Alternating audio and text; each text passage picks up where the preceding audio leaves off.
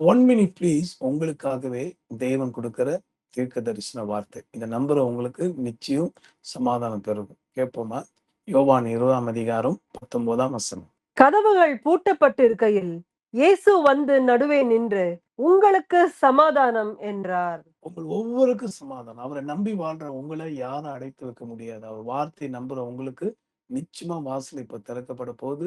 ஏன்னா இயேசு நடுவுல வந்துட்டார். இனி ஒருத்தரும் உங்களை மேற்கொள்ள முடியாது. எந்த தீய சக்திகளாலும் பொல்லாத ஆவிகளாலும் உங்களை தொடவே முடியாது. கர்த்தர் இந்த வார்த்தையின்படியே உங்களுக்கு குடும்பத்தில் உள்ள சமாதானத்தை கெடுத்த அந்தகார சக்திகளின் இருளும் கர்த்தர் கடிந்து கொண்டு உங்களை பார்த்து சொல்றாரு, பிள்ளைகளே, என்னை நம்பி வாழுகிற பிள்ளைகளே, உங்களுக்கு சமாதானம். ஜெபிப்போமா? அன்புள்ள ஆண்டவரே, உம்முடைய வார்த்தை நம்பி என்னோடு சேர்ந்து ஜெபிக்கிற யாவருக்கும் சமாதானத்தை பெருக பண்ணும், மகிழ்ச்சி உண்டாக்கும்.